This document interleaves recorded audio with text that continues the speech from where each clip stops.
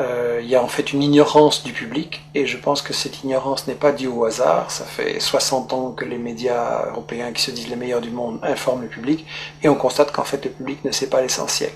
Je pense que c'est dû à une opération de propagande israélienne relayée par les médias, et je l'ai résumé dans ce que j'ai appelé les 10 grands médias mensonges qui justifient Israël.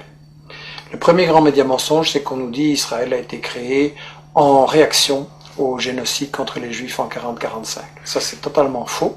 En fait, c'est un projet colonial qui est bien plus vieux, qui a été décidé au congrès de Bâle en 1897. Le mouvement nationaliste juif décide de coloniser la Palestine. À ce moment-là, on emploie le mot colonialisme, il n'est pas du tout honteux. Et ils font appel aux puissances coloniales de l'époque pour qu'ils se rendent compte qu'ils ont besoin d'être protégés. Ils demandent à l'Empire turc qui n'est pas intéressé, mais l'Empire britannique, lui, est très intéressé parce qu'il veut absolument avoir des colons qui vont être installés là au milieu du monde arabe, entre la partie ouest et la partie est. Ils veulent affaiblir l'Égypte, qui est une puissance qui les inquiète. Ils veulent contrôler le canal de Suez, qui est la route vers la colonie des Indes, qui leur apporte énormément. Ensuite, les États-Unis vont prendre le relais. Eux, ce qui les intéresse, c'est le pétrole. Ils veulent un flic du pétrole. Et donc, cette création coloniale d'Israël ne date pas du tout de 40-45, c'est bien plus tôt, c'est un projet colonial. Il faut rappeler qu'à l'époque, les puissances coloniales européennes se partagent l'Afrique comme un vulgaire morceau de gâteau. Il y a une conférence à Berlin en 1885 avec l'Angleterre, la France, le Portugal, la Belgique, l'Allemagne. On se partage l'Afrique comme un vulgaire gâteau. Il n'y a évidemment aucun Africain qui est installé, qui est invité, je veux dire. Et donc on est vraiment dans l'époque coloniale. Israël, c'est un projet colonial, il faut le dire. Alors, le deuxième grand mythe qui justifie Israël, c'est oui, mais les Juifs, en fait, ils retournent sur la terre dont ils auraient été chassés par l'Empire romain en 70 après Jésus-Christ. Ça, c'est aussi un mythe total, parce que, en fait, j'ai interviewé dans ce livre l'historien Shlomo Sand, qui a lui-même interviewé les historiens, les archéologues israéliens, et tout le monde dit non, il n'y a pas eu d'exode, et donc il n'y a pas de retour. En gros, les populations, elles sont restées là, elles n'ont pas bougé. Bien sûr, il y a eu des invasions, des migrations, des mélanges, mais en gros, elles n'ont pas bougé, les populations. C'est qu'il y a deux conséquences cocasses. La première, c'est que, au fond, les descendants des Juifs de l'époque de Jésus-Christ, c'est les Palestiniens qui vivent là aujourd'hui, maintenant. Et la deuxième conséquence, c'est que, alors, s'il n'y a jamais des gens qui sont partis, quels sont ces gens qui nous disent qu'ils reviennent? En fait, ce sont des convertis, des Européens de l'Est, de l'Ouest, des Maghrébins, qui se sont, à différents moments, pour différentes raisons, convertis à la religion juive. Et en fait, comme dit Shlomo Sand, le peuple juif, ça n'existe tout simplement pas. Il n'y a pas d'histoire commune, il n'y a pas de langue commune, il n'y a pas de culture commune, il y a juste une religion. Mais une religion, c'est pas un peuple. On ne parle pas de peuple chrétien, de peuple musulman, et donc pas de peuple juif non plus. Alors, le troisième grand mythe, c'est l'idée que, en fait, c'est pas grave s'ils se sont installés là en Palestine pour coloniser, parce que nous dit-on, c'était un désert, c'était une terre sans peuple, donc c'était vide. Ça aussi, c'est un mensonge total. En réalité, les témoins de l'époque, déjà au 19e, début 19e, disent la Palestine, c'est un océan de blé. Il y a des cultures et des exportations, notamment vers la France, de l'huile, du savon, les fameuses oranges de Jaffa. Et d'ailleurs, quand les colons britanniques et puis les colons juifs vont vouloir s'installer en Palestine à partir de 1920, les paysans palestiniens refusent de céder leurs terres, et donc il y a des révoltes, il y a des grèves générales, il y a des manifestations avec de nombreux morts, il va même y avoir une guérilla en Palestine, donc c'était tout sauf un désert, et tout ça n'a été brisé que par une répression très très féroce de l'occupant britannique et des sionistes ensuite. Alors on nous dit, oui c'est vrai, il y avait des Palestiniens, mais enfin ils sont partis d'eux-mêmes. Ça aussi c'est faux. J'ai cru ça moins longtemps, et tout le monde a cru ça, et ça a été la grande version officielle d'Israël, jusqu'à ce qu'on a appelé les nouveaux historiens israéliens, Benny Morris qui est interviewé dans les livres, Papé et d'autres disent non, les Palestiniens ont été chassés par la violence, par la terreur, par toute une opération systématique pour les expulser en fait du pays, pour vider la terre de ses habitants. Donc ça c'est encore un mythe absolu, et ça c'est pour, disons, la partie historique, l'histoire d'Israël, tout ce qu'on nous cache, qui est très très important à comprendre. Et ensuite, ce qu'on nous dit sur la période actuelle, c'est que de toute façon, Israël c'est la seule démocratie au Moyen-Orient, et que donc il faut la défendre, c'est un état de droit. Premièrement, c'est pas un État de droit. C'est le seul État au monde où la Constitution ne fixe pas les limites du territoire. Dans tous les pays du monde, il y a une Constitution qui dit le territoire il commence là, il s'arrête là, et ça c'est notre pays. Israël non, parce qu'Israël c'est justement un projet d'expansion qui n'a pas de limite, et il y a donc une Constitution en plus totalement raciste qui dit que Israël c'est l'État des Juifs. Ce qui veut dire que les autres sont des sous-citoyens, des sous-hommes, et donc c'est la négation même de la démocratie, une constitution pareille. Donc Israël n'est absolument pas une démocratie, et je voudrais dire que en fait, Israël c'est le colonialisme, c'est le vol de la terre, c'est le nettoyage d'une population, ça ne peut pas être considéré comme une démocratie.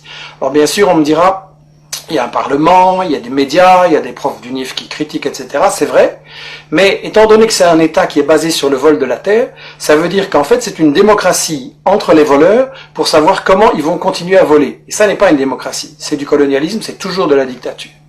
Alors on nous dit que les États-Unis, eux, ceux qui cherchent à protéger, en protégeant Israël et en mettant plus de 3 milliards de dollars d'aide militaire en armement chaque année pour aider Israël à bombarder et attaquer ses voisins, on nous dit que les États-Unis, ce qu'ils veulent, c'est protéger la démocratie au Moyen-Orient. Bien. Si les États-Unis étaient pour la démocratie, ça se saurait parce que c'est eux qui ont mis en place et qui protègent les dictatures épouvantables de l'Arabie Saoudite, du Koweït, le tyran Moubarak avec du sang sur les mains. Donc en fait, ils ont installé tout ça. Et eux, ce qui intéresse les États-Unis dans Israël, c'est pas du tout la démocratie, c'est en fait le flic du pétrole. Et ça, dans le livre, Chomsky, Samir Amin l'explique très bien, et d'autres, les États-Unis veulent absolument contrôler le pétrole, donc le Moyen-Orient.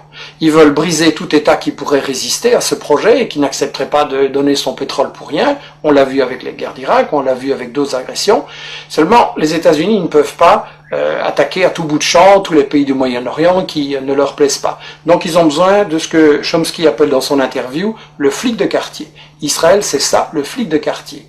Dans le temps, les États-Unis avaient le Shah d'Iran, une dictature épouvantable qu'ils avaient imposée en renversant le premier ministre élu, Mossadegh, en 53, et donc ils ont installé une dictature épouvantable. Mais ils ont perdu l'Iran, et donc maintenant, il ne leur reste pratiquement qu'Israël, et c'est pour ça que les États-Unis protègent Israël, alors que celui-ci viole le droit international, viole les conventions de l'ONU, viole l'égalité entre les êtres humains. Donc c'est clair, ça doit être clair, c'est une guerre économique ce qui est mené là par les États-Unis.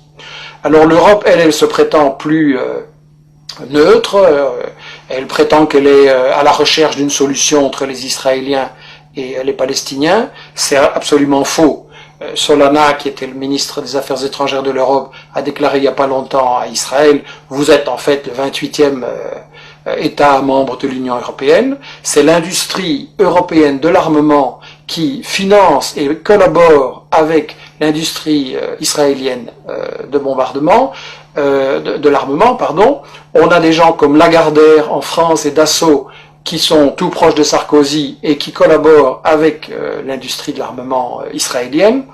Et en plus, lorsque les Palestiniens ont élu leur gouvernement, l'Union européenne a refusé de le reconnaître. Elle a clairement donné le feu vert à Israël pour bombarder Gaza. Et donc là, ça doit être très clair que quand Netanyahou, Barak, Olmert et tous ces gens-là bombardent les Palestiniens, c'est Sarkozy, c'est Merkel et c'est les gouvernements européens en même temps qui bombardent. Ça, c'est quelque chose qu'on doit dire clairement à notre opinion. Alors, quand vous dites ce genre de choses, quand vous racontez la véritable histoire de la Palestine et d'Israël, quand vous montrez les intérêts scandaleux des États-Unis et de l'Europe, alors tout de suite, évidemment, on essaye de vous fermer la bouche en disant que vous êtes un antisémite. Enfin bon, disons un raciste anti-juif. Il y a une chose qui doit être très claire. Quand on critique le gouvernement d'Israël, on n'est pas raciste anti-juif, au contraire, on critique un gouvernement qui nie l'égalité entre les êtres humains, entre les juifs et les musulmans. Et donc on veut au contraire que soit possible un avenir, une paix, une entente entre les juifs, les musulmans, les chrétiens et les laïcs au Moyen-Orient, et c'est pour ça qu'il faut arrêter le gouvernement d'Israël dans ses crimes, parce qu'il ne fait que semer la haine, et c'est sa stratégie, semer la tension, semer la haine. Alors là, ils répondent, et les médias relayent souvent l'idée, oui mais les Palestiniens sont violents, c'est du terrorisme, etc. Je voudrais dire une chose, la vraie violence, c'est le colonialisme, c'est l'armée d'occupation israélienne qui a volé leurs terres, leurs maisons aux Palestiniens depuis 60 ans. C'est l'armée israélienne qui empêche les Palestiniens d'avoir une vie normale. Vous avez des checkpoints pour aller de votre maison à votre bureau, vous avez des checkpoints, vous devez parfois attendre 1 heure ou une journée. Il y a des femmes enceintes qui sont mortes parce qu'elles étaient bloquées par l'arbitraire des soldats israéliens au checkpoint. Donc, la violence, en fait, c'est l'occupation. Et je voudrais dire une chose, l'ONU, dans ses textes fondamentaux, reconnaît le droit de tout peuple colonisé, de tout peuple occupé, de résister par tous les moyens qu'il juge bons. Donc la résistance est légitime et la violence c'est l'occupation et c'est tout. Et évidemment, le problème que beaucoup de gens se posent, c'est que face à tant de haine qui sont semées volontairement par Israël et ceux qui le soutiennent, les gens pensent, oui, c'est un conflit qui va durer toujours, il n'y a pas de solution, il y a trop de haine, etc. Il faut savoir que la solution, elle existe. Parce qu'en fait, les grandes organisations palestiniennes, dès le milieu des années 60, ont proposé une solution très démocratique et très simple, à savoir un seul État, sans discrimination, où il y aurait une égalité de droits entre les juifs, les musulmans, les chrétiens et les laïcs. C'est la définition même de la démocratie, un homme, une femme, une voix. Et Israël a toujours refusé de négocier ces solutions.